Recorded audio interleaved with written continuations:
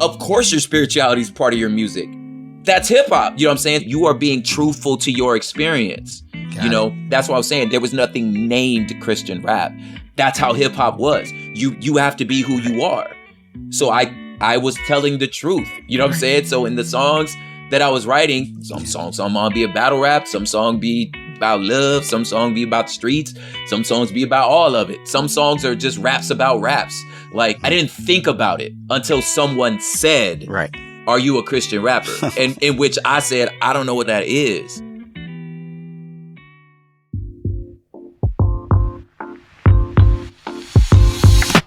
This is Where You're From, an origin story podcast at the intersection of faith and culture that digs into the influences and experiences that shape who we are today. Join us as we gain insight into the Bible's wisdom for all, regardless of where we're from.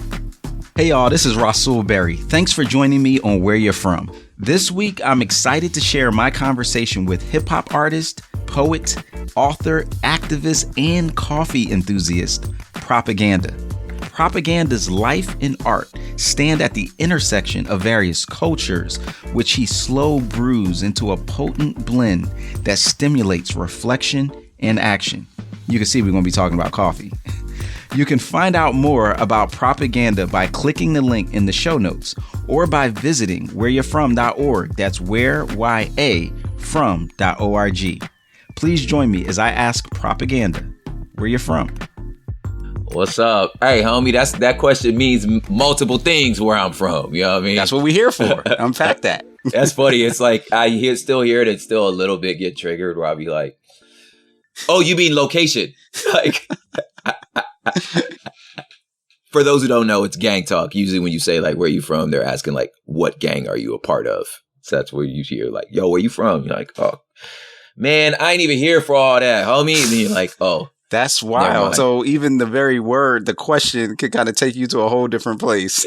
Always. To this day, I still flare like when people like, yo, where you from? I'll be like, oh, man, I'm not even about that. Oh, wait, South Central.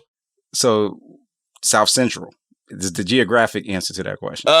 Yeah, originally. Yeah, I was born in South Central Los Angeles. I consider birthplace. That's where my family of origin. That's where we kind of started. But I spent most of my early childhood there, and then most of my like childhood 20 minutes east of there in the San Gabriel Valley, little enclave called Valinda, La Puente, area called West Covina. I have to name all three of those things because they're all the place. But yeah, 626. And how did your parents or your family end up in South Central Los Angeles?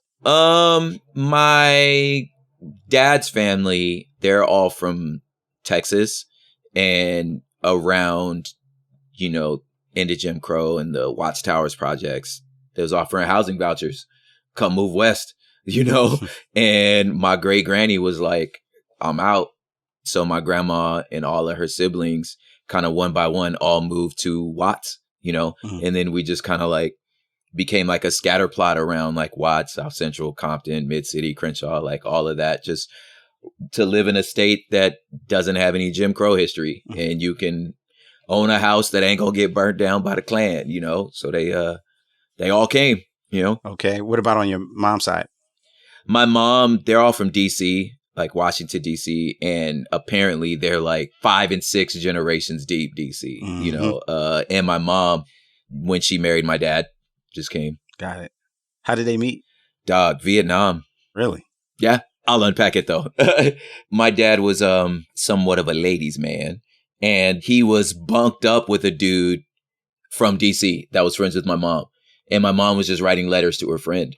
And then my dad just saw her picture and was like, can I write her too? And he was like, yeah, go ahead. That's the homegirl. Wow. So she wasn't in Vietnam, but... No, she was in DC writing letters to her friend. Got it. And so he just slid in you can't even say the DM. He slid, the proverbial, yeah. He slid in the snail mail.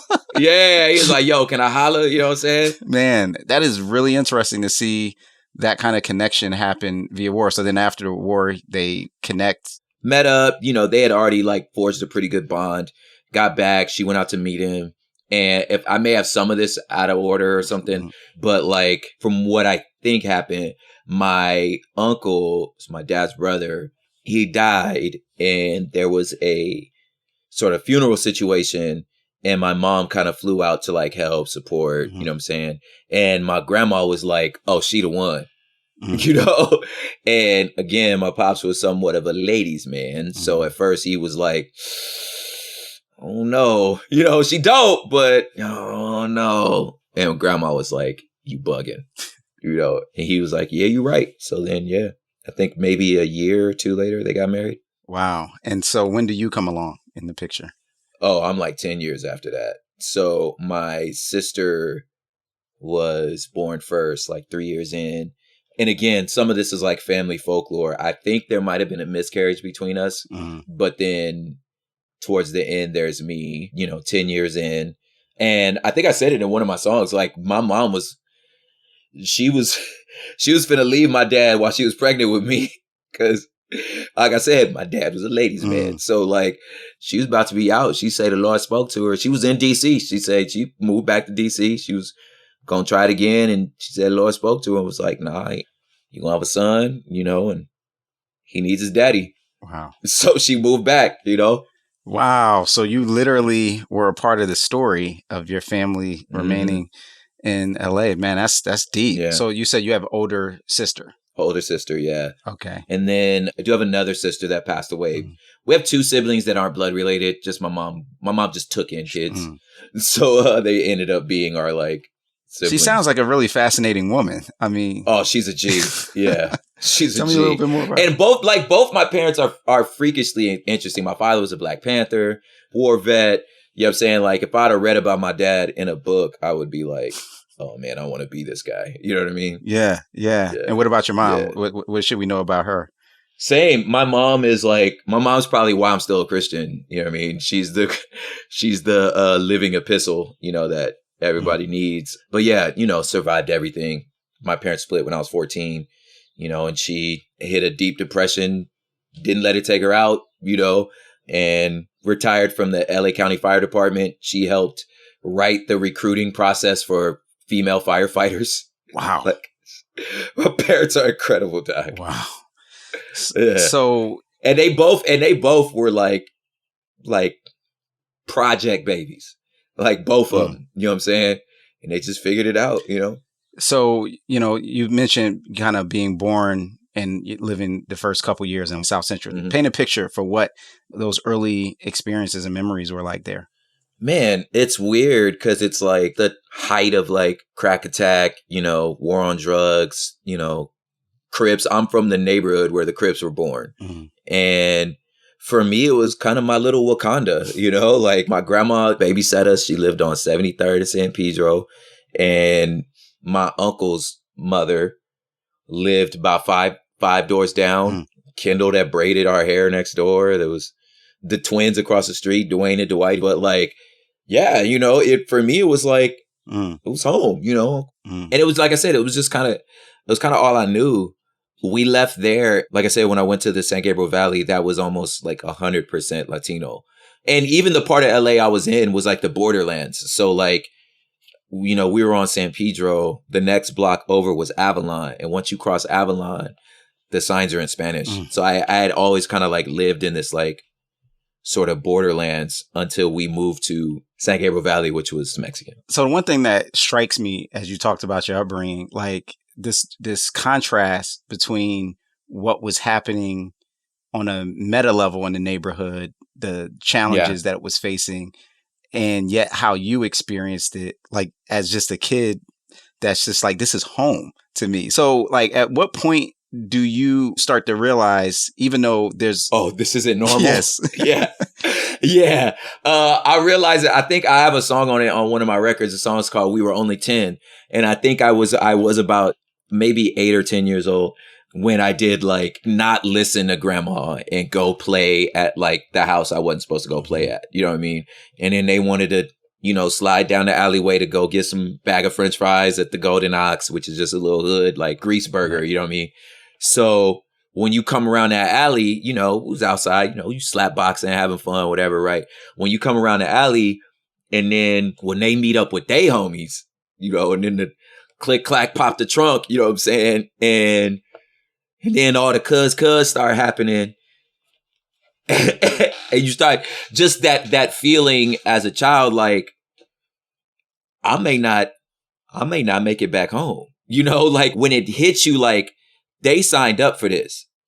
Like little stuff, you just start noticing, like, man, we this little and all the scars all over your face and your body. It's like, this isn't normal. Like you fell off your skateboard or just normal boy stuff. It's just like, nah, this is from like violence. So just to fill in the blanks, so you kind of went into the elephant graveyard, so to speak, of you, Simba, basically, right? And you go hang out with your crew, and you realize, oh, they're part of a gang that is into stuff. You pop the trunk, and it's a trunk full of guns. You know, I'm 10 years old. You like, what is happening? Wow. You know, so.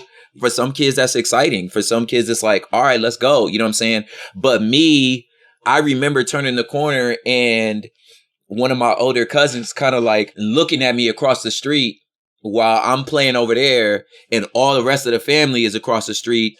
They having a barbecue. They all chilling, you know, and my cousin just folded arms looking at me knowing like, boy, you know good and well, you ain't got no business being over there. And I looked at him and looked away, and they was like, he not built for this. Almost like he was smart enough to know that I was gonna run back anyway, rather than going across the street to get. And he from the streets too, so he was like, I'm not gonna embarrass my little cousin by going over there and just taking it. You know what I'm saying? That don't make it worse. So I'll just watch, you know. And sure enough, I did the little slow walk away. You know, from the alley, kind of went back across the street to Madia's house. And I remember him looking at me and just being like, and then looking away. And I was like, yeah, he knew. Wow. So that was kind of an awakening to go, okay, there are a lot of beautiful things about my neighborhood and my community, but there's also some danger that I need to be aware of. So what was it that prompted your family to move from South Central? Tax return. Both my parents now finally had like a little more better jobs. We could move from like, you know, hood to like working class and the possibility of like, you know, maybe buying a house. And to get the geography well, like we're from the east side of South Central. 50s and 60s, the east side was like the hub of Black LA. You know, as time moved on, it moved towards the west side. That's when like the Crenshaw district kind of took over. But over there was a little more affluence. That was like Black Hollywood, UCLA, like, you know what I'm saying? They were more educated, you know, a little more wealthy. And I mean, don't get me wrong, Rolling 60 Crips are over there. That's where Nipsey's from. Like, it's still wild. But the Crenshaw district for us was like, well, we couldn't afford to live over there, right? When we started to have a little money, they looked over there in this area called Lemert Park. My dad was like, man, I'm not going to pay what I would need to pay to live over there and still have bars on my window. I'm like, then what am I leaving? You know what I'm saying? So instead of going west, we went east. You know, still LA, this little enclave, like I said, called West Covina La Puente, like stayed over there. And since it was still full of gang violence, but they were Latinos. So because of that, for me, it was like, well, recruiting stops. You know what I mean? It was almost like, as violent as that neighborhood was, it was safe for me because, like, I'm not a part of this. You know what I mean? It's crazy looking back to say that I was safer in a Mexican neighborhood than I was in a Black neighborhood. You know what I mean? Like, one would not think that, but that's just how LA was. And how old were you at this point? I actually don't know because even when we moved, both my parents still worked in LA proper. So I was still dropped off in LA. I still went to school in LA. You know what I mean? Like, so I don't actually know 5, 6, you know what I'm saying? I don't remember when I stopped spending my days in Los Angeles. You know what I'm saying? Los Angeles proper. Maybe when I started school, but even then, all my memories are still after school going to my grandma's house. And that's even helpful to know because it was all blurring. Like it wasn't just when you moved to West Covina that was the end of your Los Angeles experience. It was very much wasn't, man. Going back and forth. I feel like I was officially in La Puente when I was a third grader. That's when I feel like I was officially there. Okay. You know, because it was like, well, now I have friends here, you know what I mean? And I don't want to go to grandma's house every weekend. You know what I'm saying? Gotcha. So you mentioned moving to a place where the signs are in Spanish and that's the culture. Like that's kind of this interesting cross-cultural journey that's just 20 minutes away, right? Like that's just a fascinating thing. But what do you remember your first impressions of essentially being in a cross-cultural experience? Man, I think it's so crazy that now as an adult being able to look back and know the difference between like a first gen immigrant from Mexico and then like a Chicano. You know what I'm saying? Because our church was also Mexican. It was very black and Mexican, but they spoke English. They were Chicanos. Like they were like 4 and 5 generation deep, like cholos. You know what I'm saying? Whereas I just remember like walking along the like LA River kind of like gutter thing and having just these little Mexican kids would just stop and stare. And I just remember thinking, man, they mama ain't teach them that it's impolite to stare. I just think Mexican kids stare. I didn't get it. And until I realized like, well, no, they've never seen black people. They're first generation versus Jason Rojas, who I went to school with, you know what I'm saying? Who was like, he loped up, you know what I'm saying? Jason Rojas gave me my first Eazy-E tape. You know what I mean? So to me, I'm like, they just like us. You know what I'm saying? Right. So I felt like this kind of strange kind of kinship with them because it just made sense to me. You know what I'm saying? I was like, I felt like they live in the same life we live in. You know what I mean? You know, y'all family crazy, my family crazy. You trying to run from, I'm trying to run from this. You know what I mean? Gotcha. Now I want to circle back because you mentioned, going to this Chicano dominated church, right? And you mentioned earlier that, your mom had a deep faith. Tell me a little bit about that and when that became part of your story. Yeah. So I believe both my parents like became like big old air quotes Christians. Cause they, we black. So they, Christians the whole time, you know what I'm saying? But like they became, I want to say when I was, pretty young, like in elementary school. And then we landed at this church and, that, I think that happened at a little church in Inglewood. And then, and just to clarify, we black. So essentially there's a cultural, yes, that's what I mean, in aspect of church, Big Mama prayer, that's just unescapable in the black context. So in that sense, many people would identify, but you're saying something happened, that where it became a vibrant part of the family when you were in elementary school. Okay. A family dynamic that like, yes, my dad got 2 uncles that are preachers in Compton and then the rest were criminals. You know what I'm saying? Like, so we had a family church. Yeah. They became born again believers in elementary school. So at that point, we became like active members in a church. Now, a lot of this, again, because I'm the youngest, like I didn't really know or appreciate sort of the kind of the battles that my dad was going through in him sort of like really becoming the man he is now. You know what I'm saying? But at the time, he was still kind of in the streets. You know what I'm saying? I could speak a lot more graciously now about it. Like if you'd have done this interview 10 years ago, I'd have had a lot more ire, but I get it now. You know what I'm saying? That it's complicated. So I would never doubt his salvation or his faith walk. It's just, it dies hard. You know what I mean? So I don't know if it was a Christian home, like somebody who would, have a subscription to the Daily Bread would call a Christian home, but we knew Jesus was Lord. We read our Bibles. We was at, prayer service, but I think there was an element of like, we're going to try to do this right, in our home. And for you, was that just like, okay, I'm just going to go with the flow of what parents are doing? I mean, it is what it is. Yeah. You just didn't think about it. You know what I mean? I think, middle school was when I was like, all right, this is mine too. You know what I mean? And I feel like my church experience was so unique in that like, and I realize now looking back, like, I feel like I've been trying to recreate that experience at every church I went to, and just, I don't know if part of it's nostalgia and just, you just remember stuff differently. But like the guy that essentially led me to Christ is like ex-con, like Latino dude from the streets, you know what I'm saying? Like our neighborhood, like weed pusher, went to my youth group. You know, they were these graffiti artists who now I know are like legends. They were like the big kids at our church. We rode skateboards. Like we were LA kids. You know what I mean? And for us, it was like, you ain't got nobody pregnant? Great. You're not out here shooting your neighbors? Great.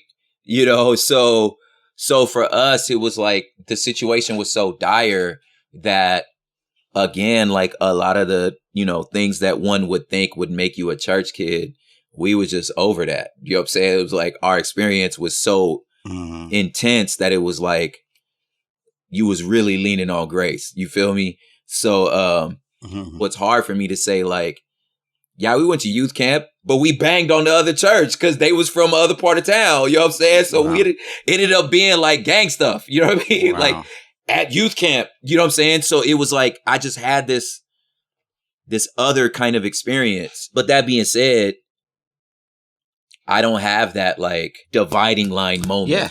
You feel me? Yeah. And I think I always try to ask it in such a way that is not assuming Paul on the road to Damascus moment, because sometimes it's more of a Timothy situation. Like Lois and Eunice was raising you up in this thing since you was in diapers. And so you kind of more matured into it. And each way is beautiful. And in fact, you know, I remember Truth did that song many years ago talking about my testimony is no horror story. You know what I mean? God kept me in my youth. I give him all the glory. So there's that. There's something to be said about that. But the thing I'm really fascinated about is when you talk about this becoming your own in a way in which meant something more than just going to church with the parents in middle school. That would seem to be when you're also being forced to make some really important decisions, and when like the world around you is coming for you to make a decision. Yeah. Did you feel some of those tensions? Yeah, of course. You know, a lot of it was around like what's going to be like my sexual ethic. You know, how do I want to carry myself in this world? And I think some of it was like, you know, if you can find like a decent enough tribe, it'll keep you safe from so much. You know what I mean? So I think there was that warm blanket of being like, I have a thing, you know what I'm saying? Like, and a lot of the things that I'm interested in, those dudes go to my church, you know? You know, I was into hip hop, you know what I'm saying? Those guys were at my church.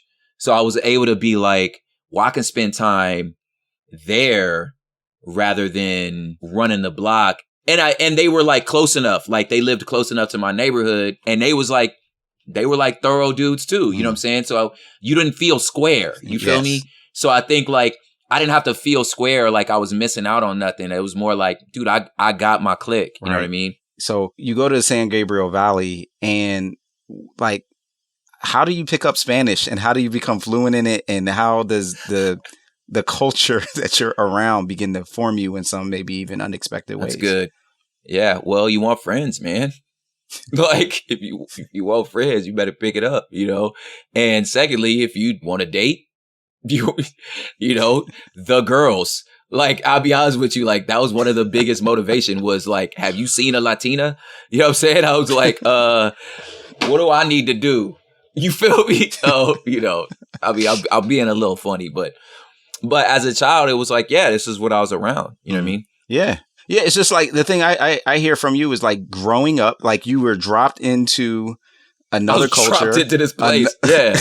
And it's like just anybody else, if you want to get connected and be a part of that experience, you got to learn the language and learn the language. Yeah. Yeah. And that's kind of what happened. You know what I'm saying? Like, little did I know I was going to marry like a first gen Mexican woman. You know what I'm saying? Like, I didn't know that, you know, but at the time it was like, man. And what's crazy is like, there was a young lady I was engaged to in college, and she was Belizean. So she was black, but her grandma spoke Spanish. You know what I'm saying? So it was just good that I knew, because I was from this neighborhood, like I could still communicate. You know, they spoke a little patois, a little bit of this, but just, again, having this fascination with just multiculturalism. And I think part of that, again, was just growing up in this like Latino hood, you know? You know, and I think that's something that for those that are familiar with your work now, or just even in the last decade or so, like you peer into culture, you think about it, you analyze it, you express it and explain it in ways that are very thoughtful and insightful. And I guess I'm kind of curious, well, where do you think that came from? Like that interest and that desire to really understand and explain it? Yeah, I think the original spark, it really goes back to my dad, and the bedtime stories that I got were not the bedtime stories everybody else got. I'm like Timbuktu Road poster on my wall, Three Kingdoms of West Africa, Ghana, Mali, and Songhai, like, having to know these things because that's what my father would teach me. You know what I'm saying? That photo of when Martin and Malcolm met was like right when you walked out of our bathroom, was right on the wall. You know what I'm saying? So I had already had this idea that like the world was so much bigger. But like I said, this was my Wakanda. You know what I'm saying? So it was a very black world. So you come home to that, but then go outside and everyone's speaking Spanish. And then I even tell you this, Rico. And then there was these other Mexican dudes who talk like black dudes, but looked Asian. Turns out they were Filipinos. Like, I didn't know what a Filipino was, but it turns out they lived in the same neighborhood too. You know what I'm saying? So you're having these experiences where it's just so fascinating. Then you go to the skating rink, you meet this curly haired black dude who's a little bit light skinned. Turns out he's Puerto Rican. And I'm like, so what are y'all? Y'all black. Well, we're Latino, but you black though. But yeah, you know what I'm saying? It's like, well, how do y'all do that? How'd you do that? So it just sparks such a curiosity because you're exposed to so much. And then when you go over to their house, it's like, oh, I'm gonna go have dinner at Junior's house. Junior eat rice with everything. But it's not like the Chinese dudes. It's a little different. You just get curious about that stuff. And then finally, when I was in high school, really, I got to credit Mr. Jeffrey. He had a club, like a little after school club called Socially Together and Naturally Diverse. And it was about multiculturalism. And I think what's interesting, I had been so comfortable with my blackness.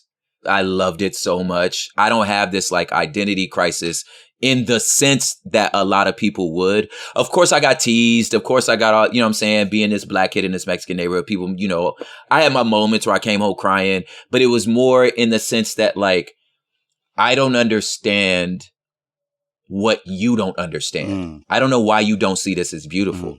And I thought maybe if I was Puerto Rican or Dominican, I could still be one of y'all, but still be me. Cause I don't ever want to not be black, right. But I wish you accepted me. You know what I'm saying? I think it was easier for me to explore the world because I love my blackness. I wasn't trying to tamp anything down. I didn't wish to be something else. I was like, no, I love this. I'm comfortable with me. I know what I bring to the table. I find it fascinating what you guys bring to the table. Right. You know what I'm saying? And I think it's dope, Yeah.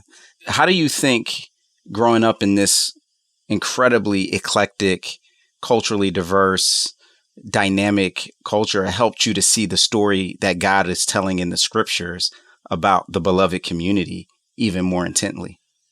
Man, how would I say this succinctly? It's a lived experience. It's like there's no linear sort of connect the dots type of way. It's like a deep soak. You know what I'm saying? It's almost like sunbathing, where at some point you realize, wow, I just got, my whole body is darker. You know what I'm saying? You submerge into it. And I felt like as I'm reading these stories, when you understand and are okay with the idea of culture, I think that might be it. Like, I understand my culture and what culture means and how that shapes who I am and how culture is made. So as I'm reading the scripture, I'm like, oh, I'm reading a culture. Like, this isn't, it's not, that doesn't make it any less divine. Actually, to me, it makes it more real. And it's informed by this particular story, this particular narrative. You know what I'm saying? There are things that, me and you can say, knowing like, I never met your mom, I never met your granddaddy, I don't know your past story, but there are things that I could say to you right now on this thing. You know exactly what I'm talking about because it's culture. You feel me? Like, right. So that type of kinship goes beyond genetics and DNA and even geographical location. It's just, I know my kinfolk when I see it.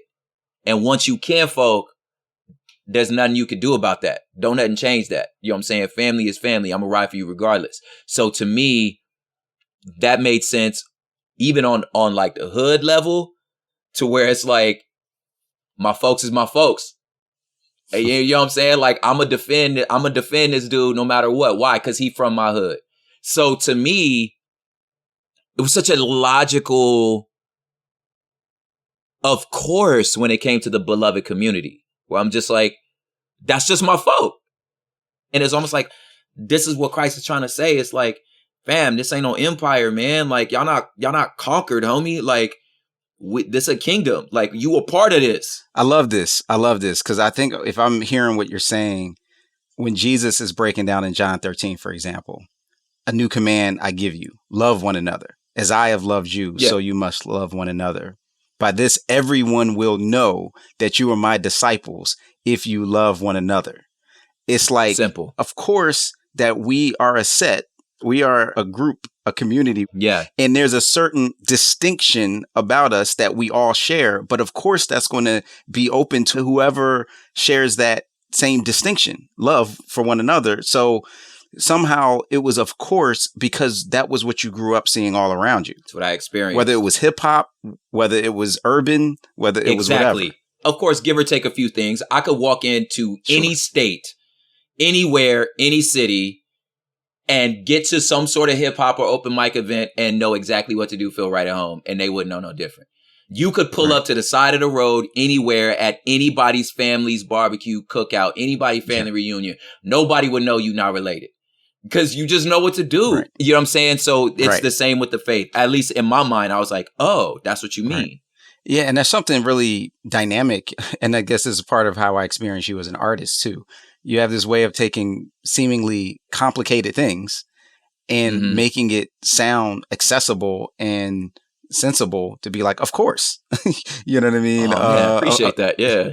I mean, just think about what you're saying. Like, you're talking about something that the church and believers in the world in general, inside or outside of church, has struggled with literally since we got here, of like, how do we frame community and embrace other people? And like, and that Jesus clarifies in this very dynamic way in the book of, what we see in the book of Acts, in like this multi-ethnic, multi-generational, multicultural, multi-socioeconomic community that is bound together by love, that is transcendent, that we get peaks of in different ways, whether that's fraternities, like you mentioned in the song, or gangs or whatever else. But those are pale, distorted imitations of the real thing. But you see in the real thing the fullest expression of those things that you saw glimpses of how people, as you say, use culture as a mechanism to survive. Yes, nailed it. And that's dope. You're fully known. Yeah. Okay, cool. Great. Thanks, man. Yeah, you nailed it. It's like you're fully known and you're fully loved. The way that Jesus invites people in, continually opening his doors wider. And every time we go, well, maybe not them. Like, it's just the story of scripture is Jesus being like, nah, them too. So to me, I'm like, when I follow that tradition, the tradition of no, them too, I feel like now I'm moving more towards that beloved community, that moving in love. Know me by my love. So let me ask you this, because oftentimes I find that people who have some sense of clarity on something like that, of a certain value. So in this case, the inclusive nature of love, it's often because they've experienced the opposite, the sense of exclusion, in a way that causes them to have this clarity to go, the world needs something much different because I needed something much different. Can you think of a time that pain and that sharpness of exclusion hit you in a certain way? Yeah. Back to like the childhood of being like the only black kid, where there was moments where I definitely felt left out, whether it was purposeful or not. You know what I'm saying? Sometimes it was, sometimes it wasn't. You know what I mean? I went to high school in the burbs. I got bussed out to a high school that was incredibly diverse, but it was definitely white dominant, where you're just like, it takes a while to find a place to feel welcomed, because whether purposeful or not, the rejection, you know what I'm saying? And then as I became a professional artist, my own church folk being like, I wasn't Christian enough. My theology wasn't right. Like I wasn't Christ-centered enough, like someone even said, like, that's a direct quote. Someone even saying that, you know what I'm saying? Cause I could walk right now to that corner bar and they would know exactly where I stand. You know what I'm saying? And would have much less objections and fences around what I'm saying than you do. And you supposed to be family. And then just good old fashioned racism. You know what I'm saying? Like, that I feel like we all experience, you know what I'm saying? But I think once you start seeing that, I refuse to perpetuate that to anybody else. It's an interesting question because it's a grid. I run a lot of like my own statements and statements of others through, where I'll be like, when they'll make a statement, make an argument, and then I'll think to myself, was that ever said about me? Was that ever said about Black people? Well, it's fine for them, but I don't want my kids exposed to, I don't need to be around it. I mean, it's okay. You can make whatever choices for you want, but I don't need to be around it. And you shouldn't make my children like, wow, you used to say that about Black people too. You know what I'm saying? So I'm like, so to me, if I'm like, if an argument sounds like the same argument that excluded me, then I'm like, maybe I should throw away that argument. You know what I'm saying? And then for me, like, it almost makes me turn up and be like, okay, I'm gonna pursue them people then. When we come back, Propaganda will share how he found his path out of the danger and violence that surrounded him through a different kind of fighting. That's coming next on Where You're From.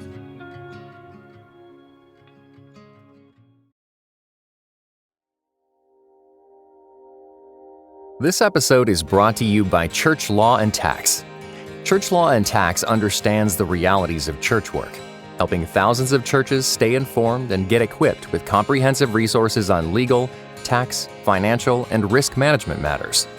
Do you have a question on housing allowance? Need information on selecting church insurance? Looking for insights on what is or isn't unrelated business income?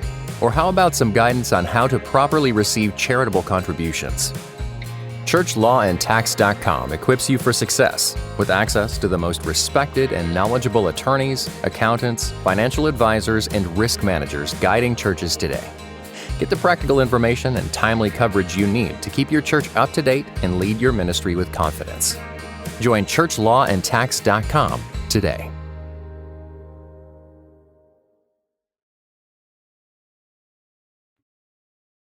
What's up, Where You're From listeners? You like free stuff, right? Well, check this out to hear how you can get my favorite set of earphones, Power Beats Pro. I use these when I work out, cook, and when I'm listening to my favorite podcasts, like Where You're From. How can you enter to win the giveaway? Simply fill out our brief survey by clicking on the link in the show notes. Once you do that, you're entered to win. It's just that simple. So won't you do it right now? You'll have until November 7th, the day of the last episode of season 5, to enter. Thanks for listening to Where You're From. Peace, y'all. Hey, y'all. Before we get back to our conversation with Propaganda, I wanted to share a quick teaser from our next episode with author and apologist Justin Brierley. This is Where You're From. One of the things that shone through for me was the privilege of being able to see the way Christianity lifts rather than crushes different cultures around the world. In its best forms, Christianity can liberate and bring out God's diversity, but sort of in a way that honors and transforms people where they are and the culture that they're part of. Now let's get back to our conversation with Propaganda on Where You're From. Okay, so to pull a page out of Brown Sugar, when did you fall in love with hip hop? Woo! Man, I love it. I would say my sister had a sleepover. It's funny how it starts like that. I want to say it was her 16th. I don't know, maybe something like that. But anyway, back when you rented movies, they rented Beat Street. And then after that, they watched Breakin' 2. So they watched those films. You remember Breakin' takes place in LA. You know, it's supposed to be Venice. It's really Boyle Heights once you know what you're looking at, but it's supposed to take place in Venice. And I remember looking at it from the kitchen table and like knowing that this is like our neighborhood. My dad used to take me to Venice for as like a little father-son kind of bonding thing. And I remember seeing what I was seeing in the movie at Venice Beach and just kind of being like, oh yeah, I want to do that. Like that guy spinning on his head. Like, what is that? You know, it was like, whatever that is, I want to be that. You know what I mean? And some of the like scenes of the LA River, for you guys that don't know, the LA River it's completely paved. It's a storm drain going into the ocean, right? Yeah, all the scenes in movies with like car chases when they're, that's the LA River, you know, the big bridges.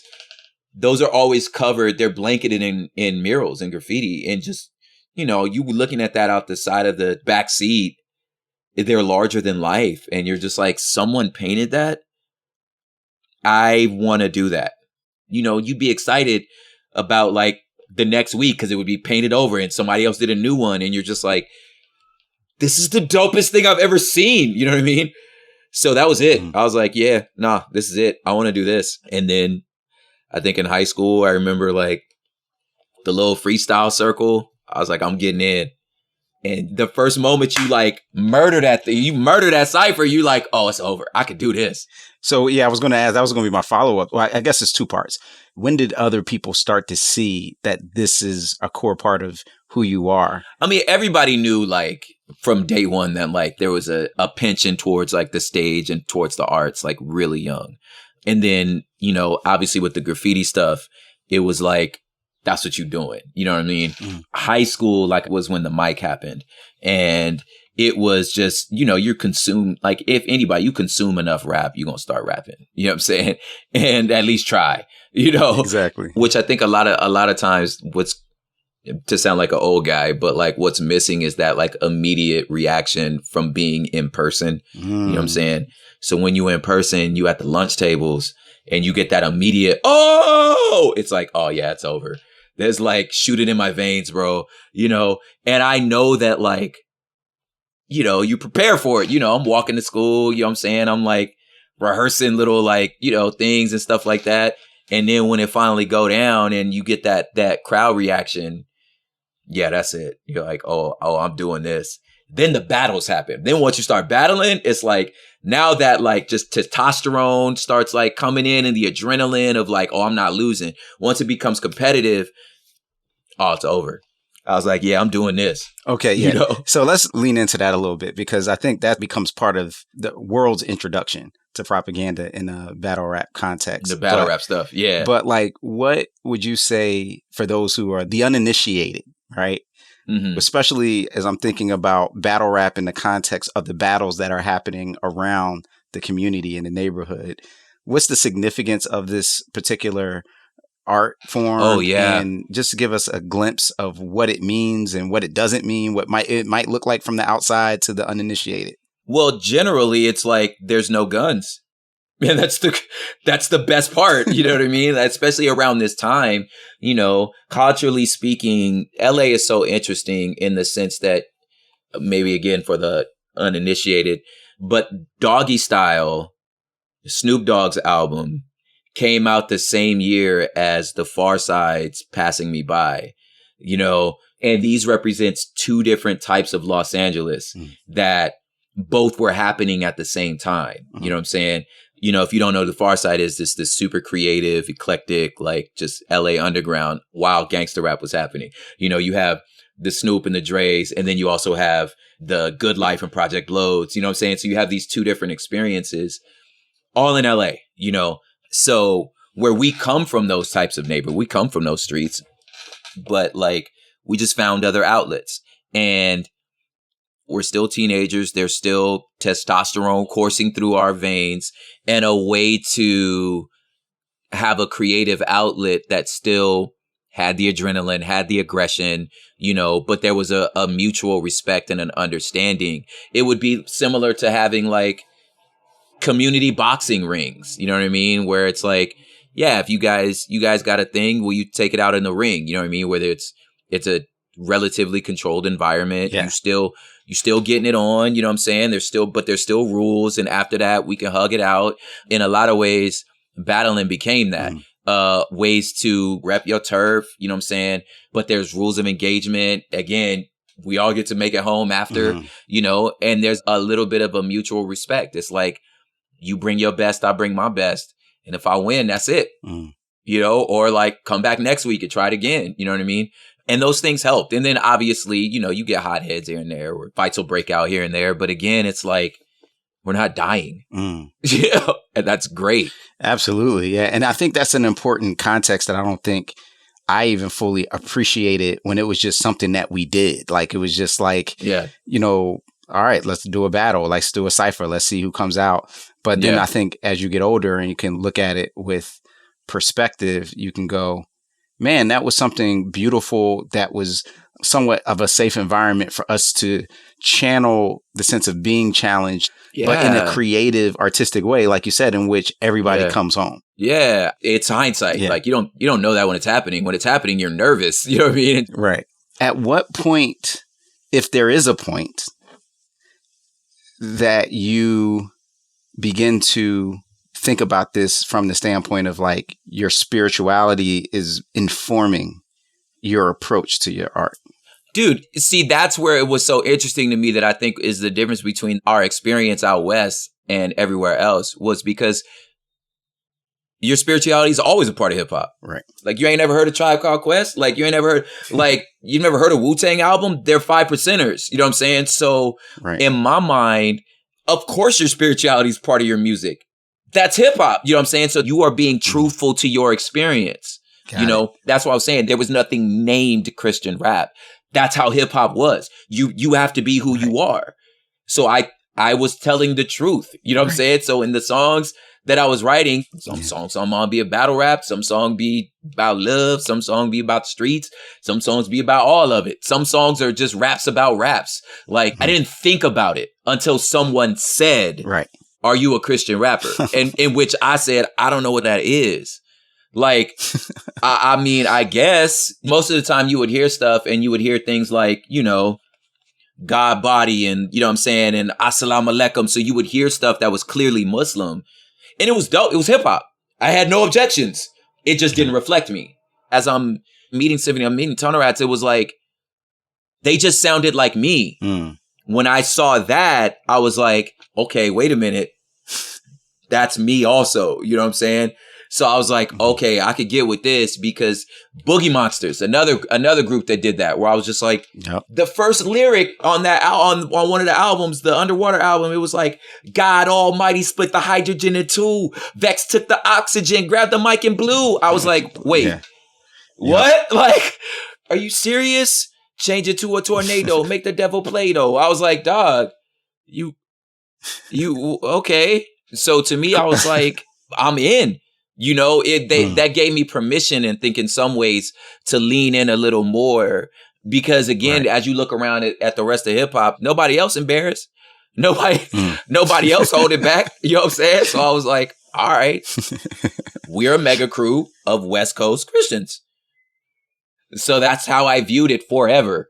You know? What was your family's experience or reaction to seeing you take on this art and it becoming more and more a part of who you were? Oh, they loved it, man. My family was always supportive because the alternative was awful. And also I was in college, I was a straight A student, you know what I'm saying? I went to college, you know what I'm saying? I had a job. I wasn't out here on the struggle bus when it came to I wasn't sitting on nobody's couch. I was working, I didn't have no delusions of grandeur, you know what I'm saying? So they were like, yo, he's responsible. He's a good man. We love it. That's dope. So was going to college, how did you go through the process of picking where you were going to go and what you were going to study there? I studied illustration and intercultural studies. So drawing and culture. So for me, it was oh, no brainer. That's exactly what I was going to do. I kind of already knew that. I just had no picture of a career. I just knew if I'm going to go to college, I'm going to enjoy it. I don't know what this job's going to be, but I was kind of never really motivated. When you'd go to your college counselor and they would say stuff like, hey, if you take this job, you'd make this much a year. And I'm like, okay, cool. But I don't want to do that though. Why would I take a job that I don't like? You know what I'm saying? So to me, I was like, well, I want to do something I like and I'll figure out how to make money from it later. There's an obvious, interesting shift at some point that happens from you pursuing this degree and getting a degree in design in this illustrative world and cultural studies, and what you end up doing with those, at least in some ways. I mean, I'm sure there's some intersection too.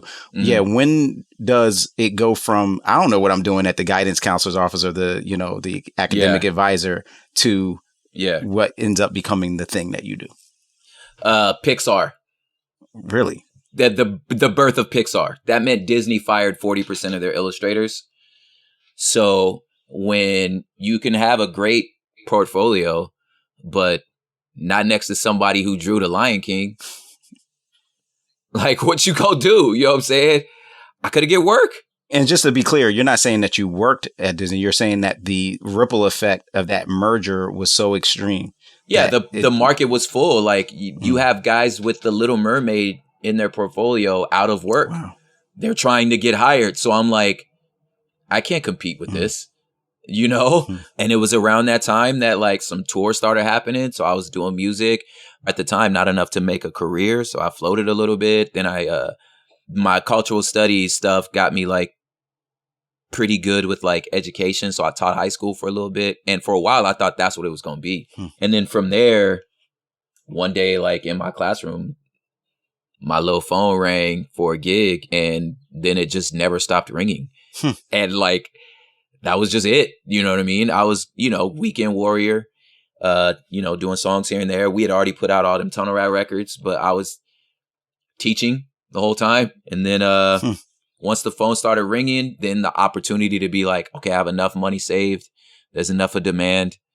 Let's try to hit the road, There's something I got to ask, like, there's something surprisingly simple, again, about your approach, or like not having the sense of striving that a lot of artists tend to have when they're just like agonizing over being able to do this particular thing. Like in your case, you were like, oh, door closed, looks like the market for illustrators have dried up. Let's go teach. Oh, look, I got some opportunities that are booked up. Let's go do that. What do you think accounts for that? Because, I mean, do you see the difference between that kind of almost laissez-faire approach and how oftentimes people who are pursuing art can oftentimes just really be in agony about being able to do it full time? Oh, I was in agony. Like, don't get it twisted. I was miserable in a few of those times. Okay. But I think being in LA, you just have no delusions of grandeur. Like, in the sense that, like, in my mind, I'm like, this is just dope. It might not work. I'm not delusional. You know what I'm saying? But absolutely, of course, it's what I wanted. You know what I'm saying? Gotcha. But I just wasn't foolish. You know what I'm saying? So no. Okay. I was stressed. You know what I'm saying? Got it. Now, by the time I get to see you, you've met others. There's a group of you doing this type of thing. Yeah. How did that come together? Yeah, man. So I think I meet the guys from this crew called LA Symphony first. So I meet them. There was this band called Glory. And then that's when I meet also who becomes Odd Thomas, who we later on start Humble Beast with. But this is way earlier, 2000, 2001. That's when I realized that there are other, because I'd existed solely in just underground, and LA didn't have, at least as far as I knew of, a Christian scene. Mm-hmm. We're not a Bible Belt state, so like there were no cross movements and. You rap at a church? Serious? Like, you know what I'm saying? Just didn't happen. We rapped at ours, but it wasn't like we were putting on events. It was just us downstairs. You know what I'm saying? So I meet those dudes and then come to find out, across the country and in other places, churches do have like skate parks. And for me, I was like, yo, what? Like, you know what I'm saying? Like not knowing. I remember being at Blowed and seeing, LPG and the Tunnel Rats, who I eventually, become a part of that crew, like when I was a teenager, and just hearing like Journey rap and be like, that's pretty sure what he just said is from Matthew. Anybody else catch that? But like, I'm pretty sure that's from Matthew. You know what I'm saying? So I'm blown away that like, yo, this is this whole world of dudes who like, man, they put out records. And I was like, yo, this is fresh, So then eventually I do a show out in the Valley where I open for Tunnel Rats. Me and Dirt, who used to made most of the production, we went to college together. So we met. He was an art major also. I want to say like Most Def and KRS-One had a show and we were outside freestyling, you know what I'm saying? And then Dirt's from my hood too. And he was just like, yo, listen to this tape. And he gave me a tape of Tunnel Rats, and I was just like, this can't be real. Like, this is so crazy, So then I just kind of started getting down. We started writing songs and then we started traveling and then that's when I like got exposed to Lamp Mode across a lot of the stuff that you kind of knew of. But all that to me was so foreign you know, but I didn't know that the dudes that were older than me out here had history, like, and knew all this was going on with things like crewvention and all that stuff that was all before my time. That's kind of where me and you started crossing paths. Yeah. So tell me a little bit about what it was like once you get that call, right? And the calls just kept coming. Was that a part of Tunnel Rats at that point? We had kind of like ran its course for a while. Okay. Like we had done this like all those Up Rock albums.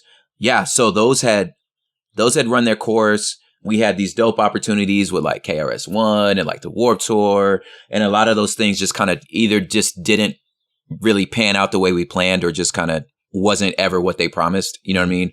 And at the time, you know, I was the youngest member, so I still had a lot of you know, gas in the tank. You know what I mean? Where a lot of the other ones were like, it is what it is. We did it. You know what I mean? And so I was like, well, I'm not done. You know what I mean?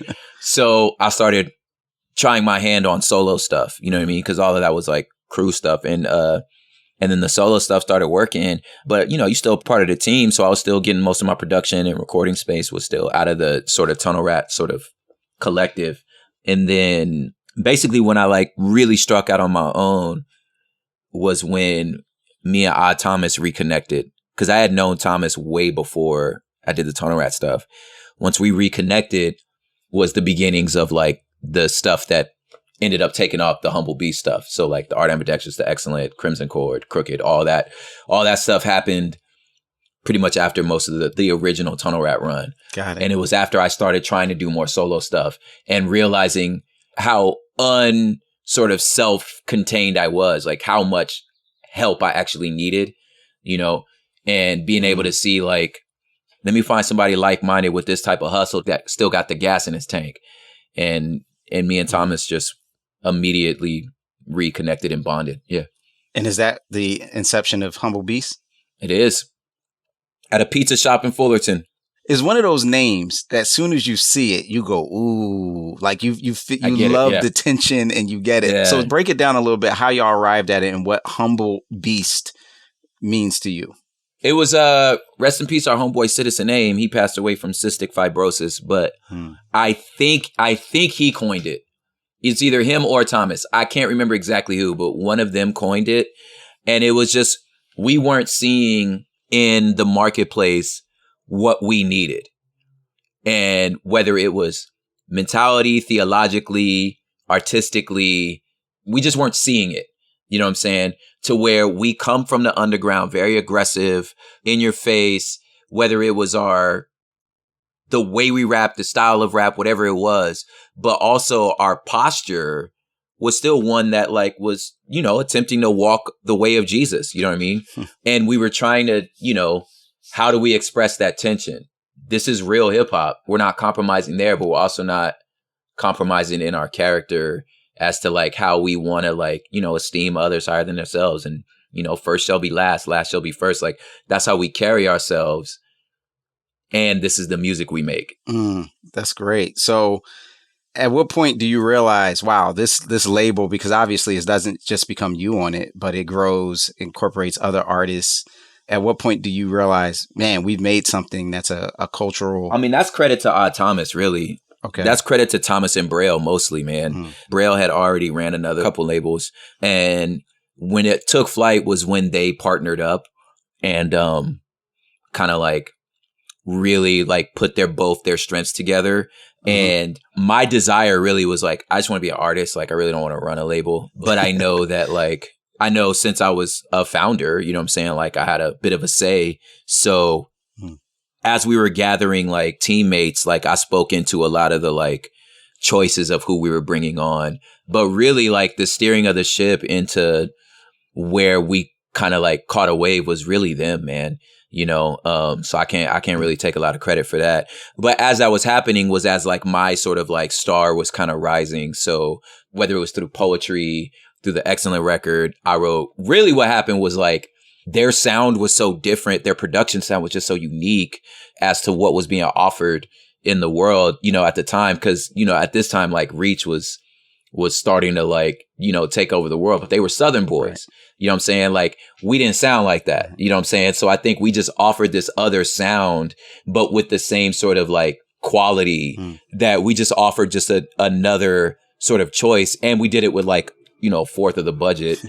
But also one thing that's really, I can't believe I forgot about this part, was we were ahead of the streaming curve. We were giving away our albums. So this was 2009. And it was like, you give us your email, we'll give you the album. This is before streaming. And this was during the download time. Thomas had the wherewithal to be like, we got to give away the records because in 5 years, you're not going to be able to sell a record. So let's give it away, and let that be like the thing freely given. Like we're going to freely give the way Christ freely gave to us. You know what I'm saying? So as a mission and as a business model, give away the records.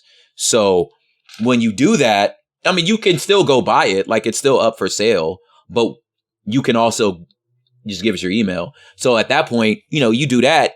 Within 3 albums, you got a, $400,000 or $500,000 e-newsletter list. You know what I'm saying? 500,000 folks.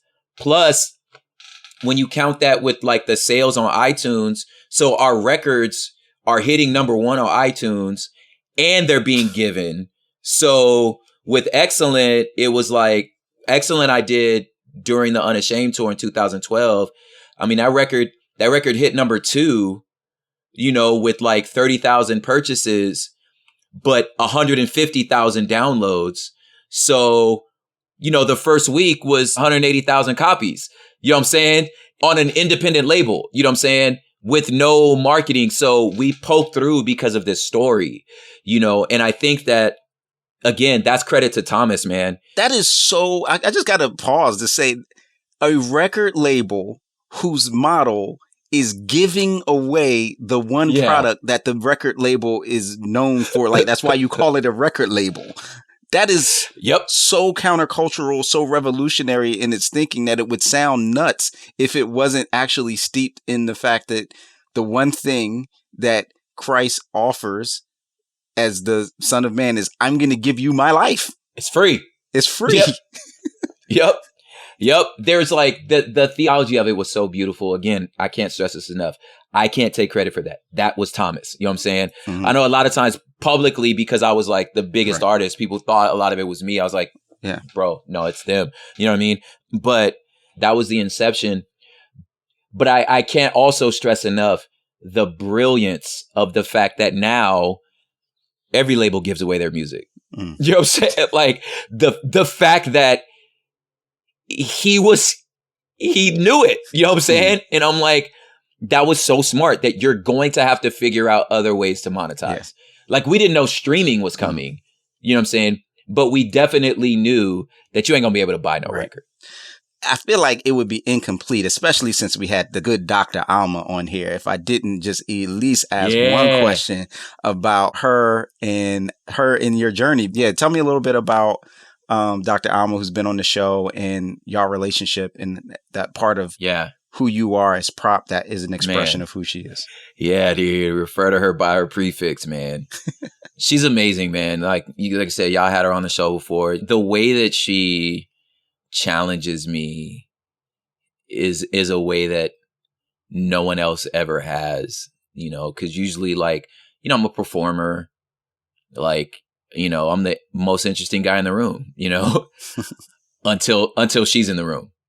And it's been so dope because one, when it's just us, that like, I'm like, she just has a way of piercing through, in a way that like terrifies me, but also I'm like, ooh, I like it. You know what I'm saying? Like, I like that. So yeah, she's been that iron that sharpens the iron. She's been the challenge. She's been my humbler. She's also been my, biggest advocate, somebody who's like, as brilliant as she is, she's a person of very few words. Her actions prove it. You know what I'm saying? She's not the one to give you the pep talk, but she's the one that just kind of like look you in the face and be like, well, I got you. Just go do it. You know what I'm saying? And like, okay, I'll just go do it. You know what I'm saying? But yeah, dude, it's been such a great thing, man. She brings the best out of me, and like any marriage, she also bring the worst out of you. You know what I'm saying? But nah, dude, she's my North Star, man. And like, so many ideas, even in the book or in my life, like, a lot of those originate from her just telling me about something she's been reading, you know what I mean?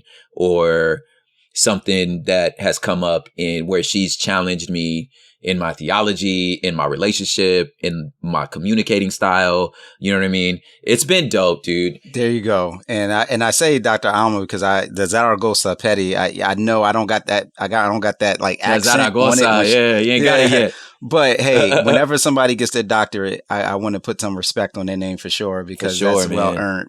All right, well, I'm gonna leave you on this one. Terraform. What does it mean? And tell us a bit about it. Yeah. So Terraform is a book expressed in 4 parts, poetry book that has 4 musical EPs and a cold brew. Right. But the term, it's complicated. It's complicated, but the word comes from science fiction. It's the process of when you find a planet and the process of making that planet livable. It's called terraforming. And so the creative idea was like, well, what if we thought about the planet we're on now as a terraforming experiment, right? Because if you're looking around, it's getting less and less livable. But what if it's not just the physical planet, but also our cultures, our communities, our families, and ultimately ourselves as terraforming projects, right? So it's about building that livable world and imagining a better future. You know, you terraform, you build the world you're trying to live in.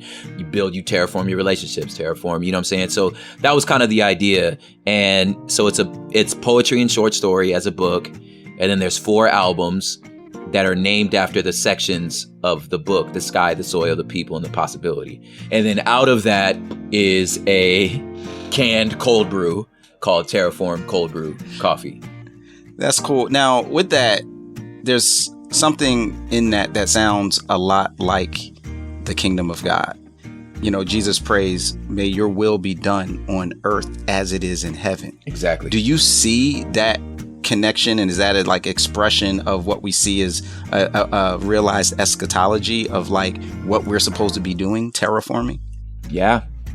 I don't think I have ever put it in those words, but as you're saying it, I'm like, yeah, that's very close to what I was thinking about. You know what I'm saying? I'm like, this is the better future that we know is really possible, that is clearly like the space we're existing in. It's almost like this can't possibly be it. Right. But it's what we're in. Yeah. You feel me? And a lot of times that space is created by the choices we made and the way that we see ourselves. You know what I'm saying? Yeah. And the stories we tell ourselves. So if that's the case, then we should tell better stories.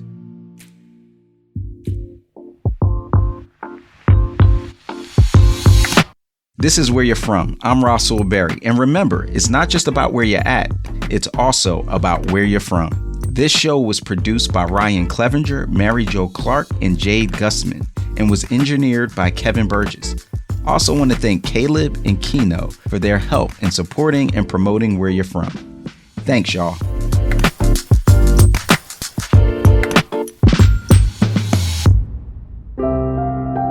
Where You're From is part of the Voices collection from Our Daily Bread Ministries.